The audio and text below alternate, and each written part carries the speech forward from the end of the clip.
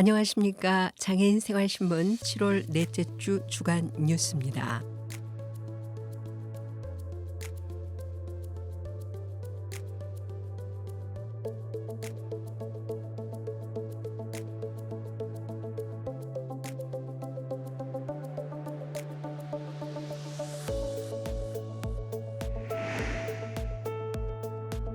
먼저 인천시 도시가스 소매 공급 비용 동결 소식입니다. 인천시는 2025년도 도시가스 소매 공급 비용을 동결하기로 결정했습니다. 고물가와 경기 침체로 어려움을 겪는 시민들의 부담을 덜기 위한 조치입니다.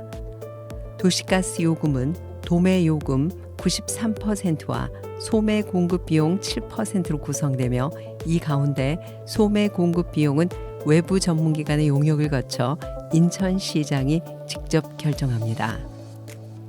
이번 산정 결과 인건비와 고객센터 수수료 증가 등 인상 요인이 있었지만 도시가스사의 판로 확대와 판매 열량 증가 등의 요인으로 요금 인상률은 0.08%, 즉 세제곱미터당 0.05원에 그쳤습니다. 인천시는 이마저도 반영하지 않고 요금을 그대로 유지하기로 했습니다.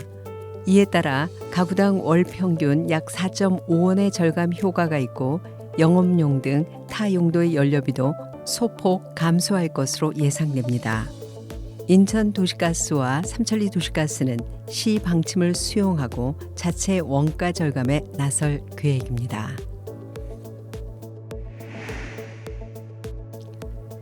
다음은 소아응급상담 시범사업 관련 소식입니다.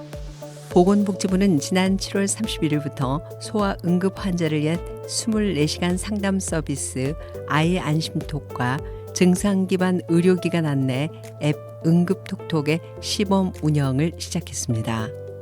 아이 안심톡은 분당 차병원, 인하대병원, 칠곡 경북대병원 등 전문 의료진이 참여하며 야간과 휴일을 포함한 24시간 실시간 온라인 상담을 제공합니다.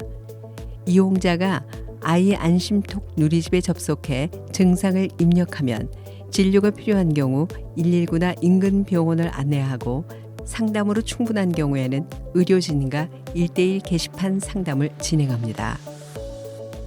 상담은 전화나 게시판을 통해 이루어지며 의료진이 가정 내 응급처치 방법, 상비약 안내, 추후 조치 사항 등을 안내합니다. 함께 운영되는 응급톡톡 앱은 증상 입력만으로 인근 병의원 및 응급실을 안내하고 한국형 응급환자 분류도구 KTAS 기준에 따라 진료의 적절성도 판단해줍니다. 위치 기반 실시간 병상 현황과 진료 가능 여부도 알려줍니다. 앱은 구글 플레이 스토어와 애플 앱 스토어에서 설치할 수 있으며 올해 말까지 시범 운영 후 2026년부터 본격 시행될 예정입니다. 계속해서 유아 학부모 지원 소식입니다. 교육부는 5세 유아의 학부모 부담을 덜기 위해 사립 유치원과 어린이집에 대해 교육비와 보육료를 7월분부터 소급 지원하기로 결정했다고 밝혔습니다. 지원 대상은 약 27만 8천 명이며 총 1,289억 원이 투입됩니다. 사립 유치원의 경우 정부와 시도교육청의 평균 지원금과 표준 유아 교육비의 차액인 11만 원이 추가로 지원되고 공립 유치원의 방과 후 과정비는 기존 5만 원에서 7만 원으로 인상돼 사립 수준으로 맞춰집니다. 어린이집은 평균 7만 원이 추가로 지원돼 보육료가 표준 보육 비용 수준에 도달하게 됩니다. 이번 조치는 2027년까지 3세부터 5세까지 전면 무상 교육, 보육을 단계적으로 확대하기 위한 첫걸음입니다. 교육부는 이를 통해 국가 책임형 영유아 보육 체계를 실현하고 생애 출발선에서의 평등을 강화하겠다는 방침입니다. 마지막 소식입니다.